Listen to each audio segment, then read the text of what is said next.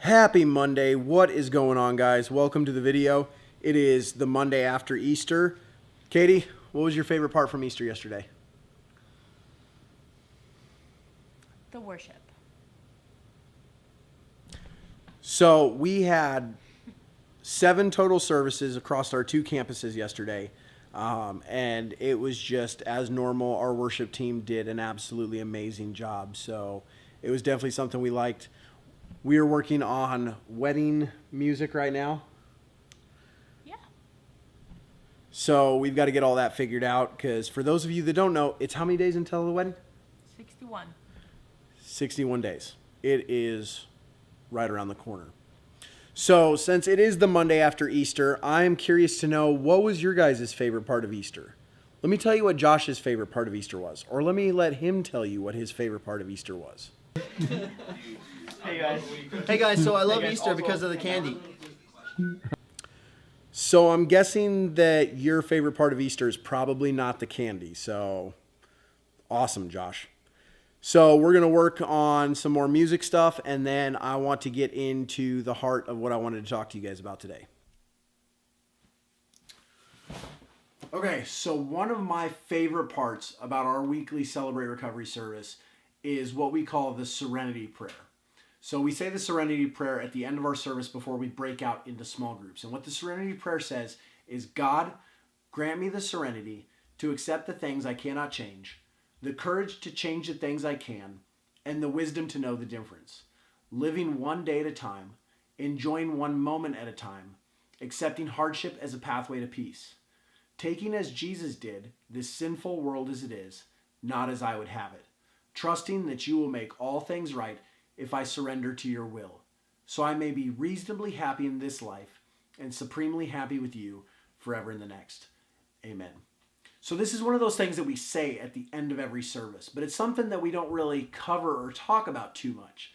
So this week we decided to break from our normal programming and our normal message series and talk about the Serenity Prayer and what it means. So one of the things that I love about the Serenity Prayer is that first little group of lines of the Serenity Prayer. God, grant me the serenity. So to me, serenity is going to mean something different for each person. But it's basically, what is that point when you feel at the most peace and you feel the closest to God and you feel the most at ease with the things that you're facing in this life? So we're asking God to grant us that serenity. So God, grant me the serenity. Grant me the peace. Grant me the ease of mind to accept the things I cannot change. So there are certain things in our lives that we can't change. These are things that life throws at us, that other people throw at us. These are things that we can't control, and there's nothing that we can do about them. We just have to accept them as we go. We can't let them hold us back, and we can't let them affect us too much in the negative, because they're things that we have no control over. So God, grant me the serenity to accept the things I cannot change, the courage to change the things I can. So there are things that are in our power to change. So we have to have the courage to be able to change those things, whether it's an addiction or a hang-up or some kind of issue that you have, whether it's an anger problem or a shopping addiction or an alcohol problem. There are certain things that are in our power to change that may be affecting our life. But the only way that we can change these is by turning to God. So God, grant me the serenity to accept the things I cannot change, the courage to change the things I can, and the wisdom to know the difference. One of the hardest part in our recovery journey is knowing the difference between what we can change and what we can't change. So we need to rely on God every day to identify those things. What can I change? What's in my power? And what's outside of my power? Do I just need to accept and continue pushing forward? So I love the Serenity Prayer. I'm so glad that we took time this last Thursday to go over this. I'm going to throw some clips from our ministry leader, JC, talking about the Serenity Prayer right here. And I would just love to hear down in the comments what you guys think about the Serenity Prayer and what it means to you. Have you heard it before, or is this the first time you've heard it? And one of the challenges that I would have for you is look up this prayer and say this to yourself daily. God, grant me the serenity to accept the things I cannot change, the courage to change the things I can, and the wisdom to know the difference.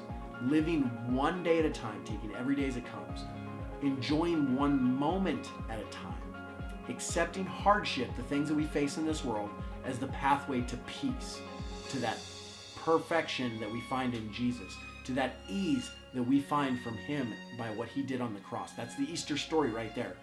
Accepting hardships as a pathway to peace, taking, as Jesus did, this sinful world as it is, not as I would have it. Trusting that you will make all things right. Everything we face, God will make it right.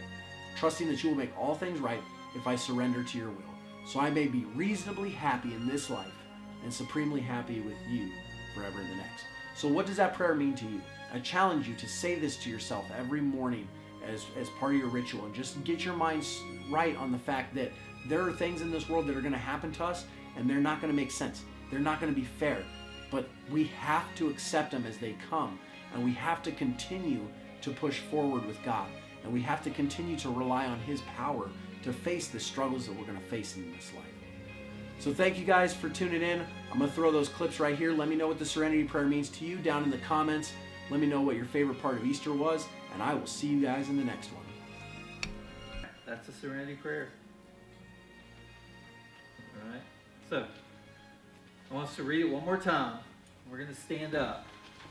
Now, this isn't ALT, but this is something I think is important that you do when you read it. We have a habit of going, God, grant me the serenity to accept the things I cannot change. The courage to change the things right? We kind of fall into that. Even when we're reading our steps and our principles and everything, everybody kind of goes on that monotone thing. But this is a choir tonight, okay? Each of you have your own individual voices. These sentences, these things here mean different things to each and every one of you. Read it in the way it means to you. So put some inflection in there. Say it like you mean it. All right? So here we go. God, grant me the serenity to accept the things I cannot change. The courage to change